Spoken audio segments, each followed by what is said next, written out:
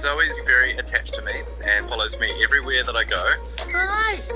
I've taken her up to the fire station a few times because I know that she loves being with me, and she's sat in the fire engine. Hey sweetheart, you a good girl? You been naughty? She's just extremely intelligent, very inquisitive. Zoe! Whenever I call her name, she'll fly out of nowhere and just land on me. The hit this time, eh? The reason why she's so attached to me is because I'm her dad. And I've raised her from a little babies. Good girl. It's a full-time job. I had to feed her every hour or two. I called the vet who came out to see me, and we patched her wing up together. Good girl. So I thought I'd introduce these two. Good boy.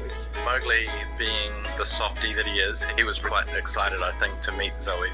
Is this your first cuddle, guys? You ready? Eventually, when she was strong enough, I'd run little distances and get her to chase me. Good girl. And eventually, she got really strong. And now she can fly at 100%. Did you miss me? Did you miss me? Come on, you guys. Come on. The crazy thing is, Zoe is not the first magpie that I rescued. Hi. It all started 3 years ago with a little swoop. I was just driving down the road one day and I spotted a little ball of fluff on the side of the road. The week that I found Swoop, so the week that I was told by my dad that he was terminal with cancer, so she came into my life at a time that I needed her. I had never rescued an animal before. It's always been my number one priority to make sure that Swoop was always wild. Swoop. She stuck around for about a year.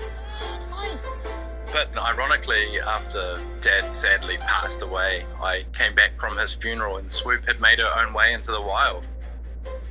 It was definitely bittersweet, but she's a wild animal and I really wanted her to be healthy enough to go off and hopefully meet a mate and have babies. I accepted the fact that Swoop was gone. I thought that it would all stop there, but one day I looked out the window and there was a Muscovy duck on the lawn. A couple of days later, he brought his wife to meet me. Hey, darling. She laid eggs and had ducklings. What do you think you're doing? I had to co-parent 15 ducklings.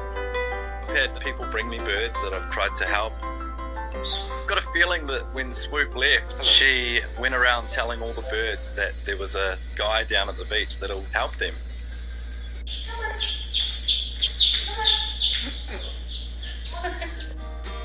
Finding Swoop completely changed my life. She would often go and visit people and visit neighbours. Next minute, I'm getting a message from this girl that I'd never met before saying, I became best friends with Swoop over the summer holidays and I've painted her. They said to her, well, hey, how do you feel about writing a children's book together? Emma illustrated it, I wrote it, and it was published by Scholastic.